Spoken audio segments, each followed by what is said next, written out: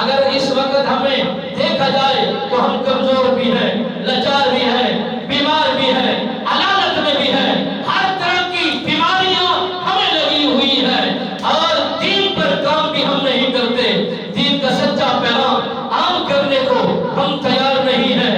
اہل اسلام نے، مسلمانوں نے، مفتیان کرام نے فتویٰ جاری کیا ہے، جہاد کے لیے کام کرنا ہے، جہاد فی سبیل اللہ کے لیے حصہ دینا ہے۔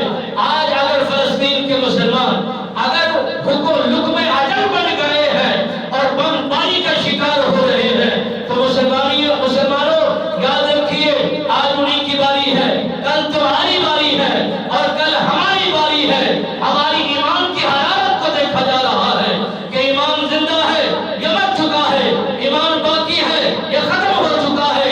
ابھی مسلمان ایک ہیں یا ختم ہو چکے ہیں؟ وہ صدیوں سے بکھرانے کے چکر میں ہے، توڑنے کے چکر میں ہے، علیحدہ علیحدہ کرنے کے روپ میں ہے۔ وہ دیکھنا چاہ رہے ہیں مسلمان ایک ہیں یا جدا جدا ہو چکے ہیں۔ ہمیں یہی محسوس ہو رہا ہے کہ ہم جدا جدا ہو چکے ہیں۔ اب کافر اور یہودی ہم پر حملہ کرے گا۔ آج ہمارا مسلمان اگر زد میں ہے تو ہم اس کے لیے آواز بلند نہیں کریں گے۔ مال ہے تو مال جہاد کے لیے دیجئے، اگر جان ہے تو جان اسلام کے لیے دیجئے، پھر قدر بھی ہوگی، پھر اہمیت بھی ہوگی۔ یہ جان ایسے بھی جا سکتی ہے، مال ایسے بھی جا سکتا ہے۔ وہ دینے والا قریب رب ہے۔ جب اس کے نام پر، اس نے کے اسلام پر کام ہوگا تو جب جان اور مال دیا جائے گا، برکت ہوگی، رحمت ہوگی، خدا کی طرف سے عنایات ہوگی۔ یہی علماء کا یہی پیغام ہے۔ آئیے جڑ جائیے، ایک ہو جائیے، عزت بھی باقی رہے گی، مال بھی باقی رہے گا، نام بھی باقی رہے گا، اسلام بھی باقی رہے گا۔ یہ عبث سے مخالف ہے، عبث سے دشمن ہے۔ قرآن نے یہ فیصلہ اٹل کر دیا، یا ایھا الذین آمنوا لا تتخذوا اليہود والنصارى اولیاء بعضهم اولیاء بعض۔ یہ ایک دوسرے کو یار ہو سکتے ہیں، مسلمان کے کبھی یار نہیں ہو سکتے، مسلمان کے کبھی وفادار نہیں ہو سکتے۔ میرے نبی سرکار کے رب بے نیاز نے، ہمارے قاضی مطلق نے فرمایا، وَلَا تَرْكَنُوا إِلَى الَّذِينَ ظَلَمُوا فَتَمَسَّكُمُ النَّارُ۔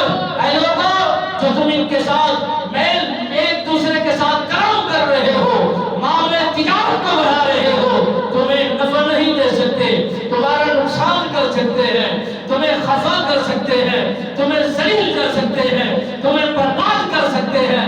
یا تو کہو کہ اسلام کا پیغام جھوٹا ہے، معاذ اللہ، یا تو کہو کہ جو یہ سنایا جا رہا ہے اس میں کوئی صداقت نہیں۔ پھر اپنے ایمان کی خیر کیجئے، اپنے ایمان کی حرارت کو بچائیے۔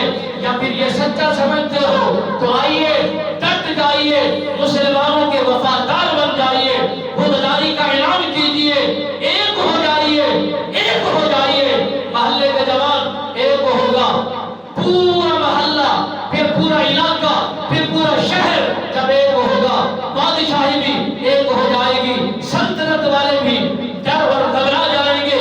ابتدا ہم نے اپنے گھروں سے کرنی ہے۔